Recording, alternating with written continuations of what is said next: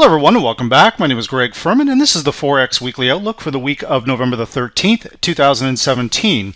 Now, of course, with the Forex Weekly Outlook, we also take into consideration intermarket correlations. We're going to look at some of those quickly today. Now, we're going to begin with the US dollar index. When we look at the dollar index right now by way of a simple trade template set up with VantagePoint, we can see that our medium term crossing over our long-term predicted difference where I've drawn in a resistance level. However, we have very strong support also at the key 18-day predicted moving average coming in at 94.18. We are not showing momentum to the downside, 46.1 on the predicted RSI, and we're holding above this line. So the dollar will only sell off essentially once we break below that 40 level. But what I want to point out to everybody here that I've had a few discussions this week is about monthly cycles and in trading. Now, real traders need to make money on a regular basis. They don't follow cycles of high magnitude events or things like that. That just tells me that they're probably not even trading. When we look at these cycles, they're very important because on a month-over-month basis, we need to make money in our particular trading. We're looking for repetitive patterns based on the fact that markets are only trending 20% of the time. That's just a fact. That's not me saying it. That's the market. When we look at a number of traders, a lot of traders, they say that up to 80% of the people in the markets are not making money. So we look for bull traps, bear traps, and try to avoid them or at least understand what's driving those traps.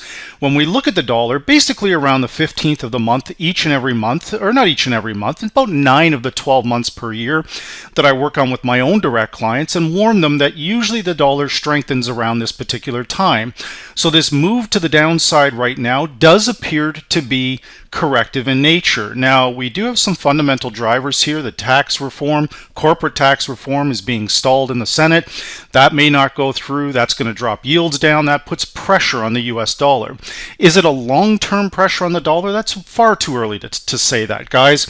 But right now, we are not showing strong downward momentum on this. However, when we look at the intermarket correlations, and you can see here that I've taken the same period of time each month, around the 15th of the month, you can see that gold sells off every time in the last 3 months. Now, this is not every month. Like I said, it's usually 9 of the 12 months per year.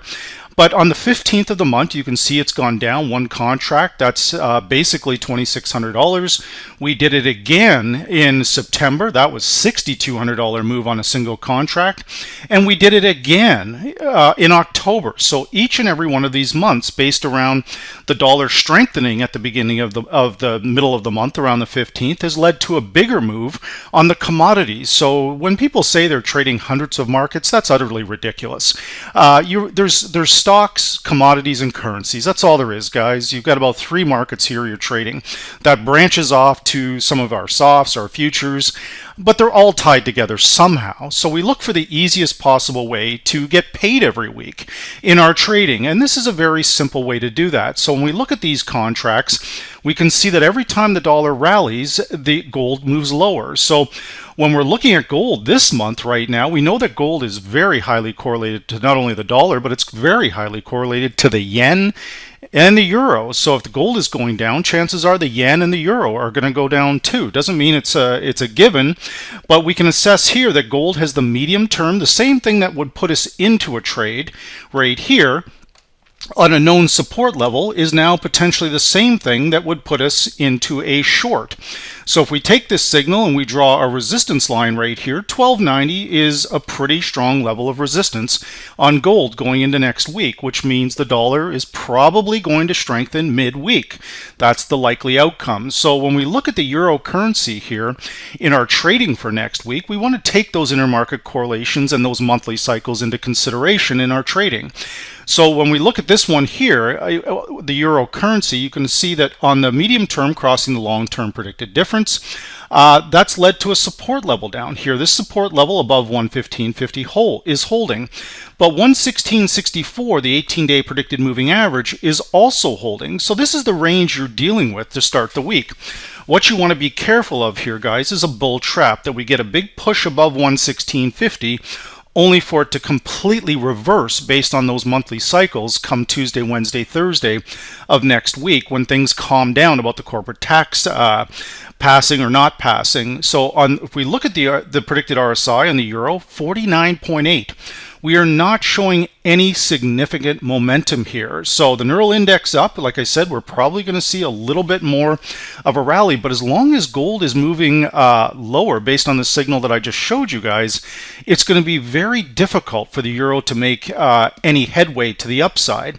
Same thing would apply to US Swiss franc. We can assess that, the signal that would put us into a short trade, we've basically topped out here in the medium term, crossing the long term predicted difference. But once again, 53.1. So when we're looking for a needle in a haystack in our trading, and this is not day trading, this is overall week to week, month to month trading, as I've shown with these monthly cycles, that right now we have significant resistance up here just below or just above 1.0050, but we're also holding the VantagePoint 18-day predicted moving average at 99.33. So once again, we could see a push lower to start the week, but by midweek we could see this thing totally reverse based around the weakness on those other markets. So very important that we look and understand monthly cycles and intermarket correlations and bring that into our day-to-day, week-to-week, month-to-month trading.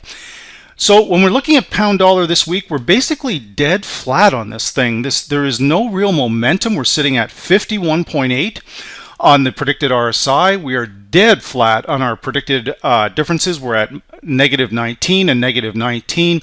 So right now we have managed to close just barely above 131.69, the VantagePoint key 18-day predicted moving average.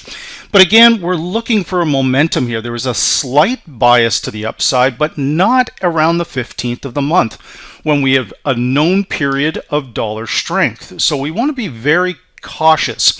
If we're going long here, a better area to be buying off this thing is down around the 130.20.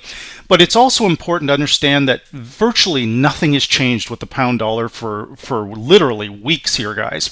We are trapped in a range between 133.15 and 130.24. When we break this range, we're going to get a significant move lower or a significant move higher. But that will also be driven by the euro currency. If the euro sells off, that could actually strengthen the British pound based around the euro Great Britain currency pair. So, and again, gold is going to be a driving factor with this particular currency pair also because it's tied to the US dollar. Now, when we look at those intermarket correlations with the dollar yen, with my own direct clients over the last several months, you can see that on these monthly cycles, the yen, the dollar strengthens on basically around between the 14th and the 16th, pretty much every month. Going back into, when we see this back into August, we can see we had on a single contract based around the 15th of the month, and that monthly cycle produces 1875. We did it again in September, single contract 3400 this time, and then the most recent one in October again on the exact same day, the 15th. We produced 2286, and these signals are consistent. Each time these signal, VantagePoint has given us an early warning sign to get into this particular trade. So right now, our neural index is still down. Our predicted short, medium, and long term, our predicted medium and long-term differences.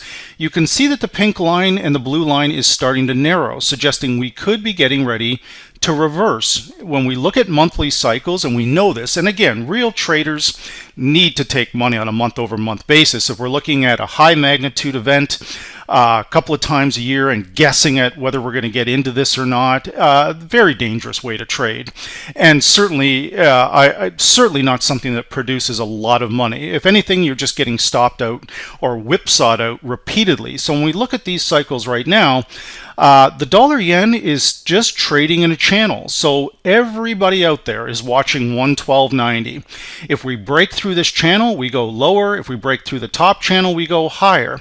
So what often happens is in a situation like this at the beginning of the middle of the month, much like what I'm talking about, you get 2 days below the VantagePoint 18-day predicted moving average, which is still not consistent with a sell signal. So often this is a bear trap. The buyers come in, they start to buy, or it's a bear trap, excuse me, they start to sell, much like they potentially could be doing here.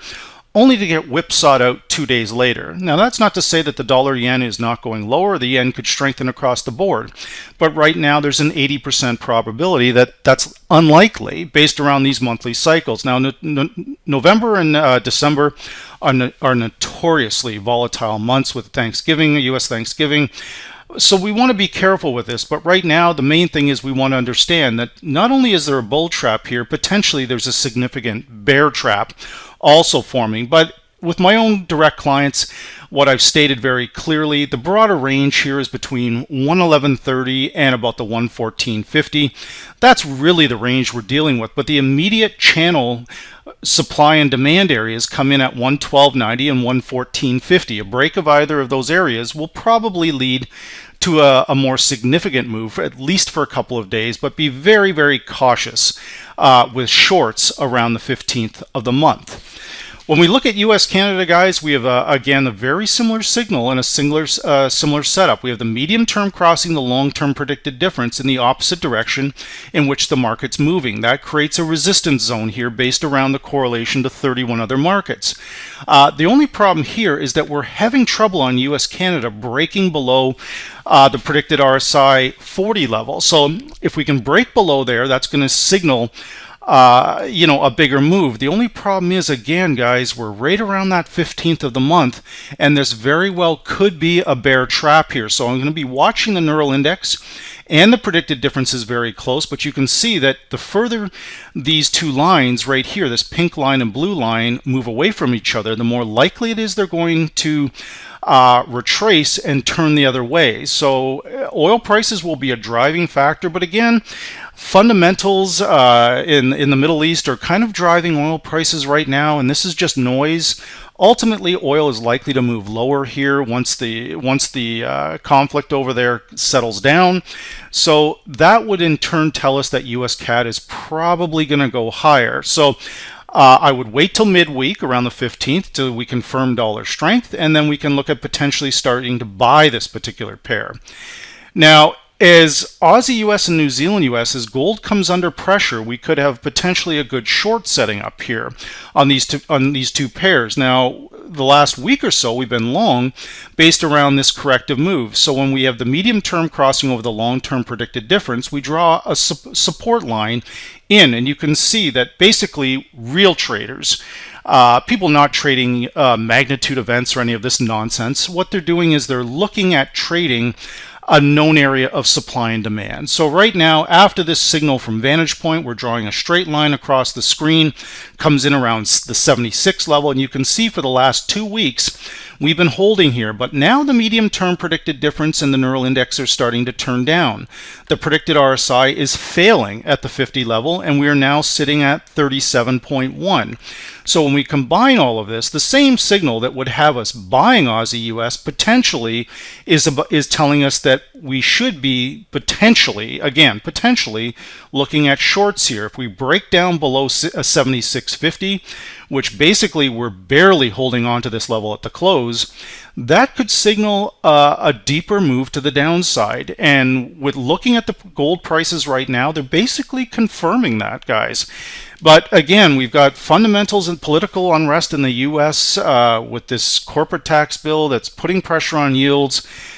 Could continue to weaken the dollar, probably will for a couple of more days, but be careful of this, because based on the correlation of 31 other markets, it's already showing that gold is under pressure, and that is immediately putting pressure on this particular currency, which will potentially indirectly put upward pressure on the equity markets. And we see the exact same thing here, guys, with New Zealand US. We've been buying with my own direct clients. We've been buying this last week based around this exact same signal. You can see that I've taken the medium-term predicted difference.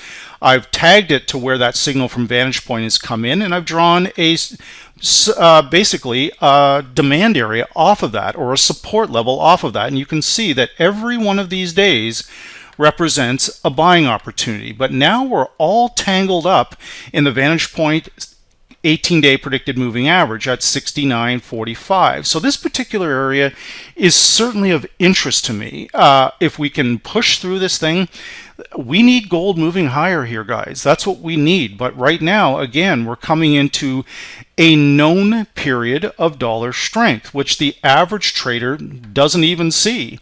If we look at this last month, you can see October the 16th, we had a resistance line forming just above the VantagePoint 18-day predicted moving average.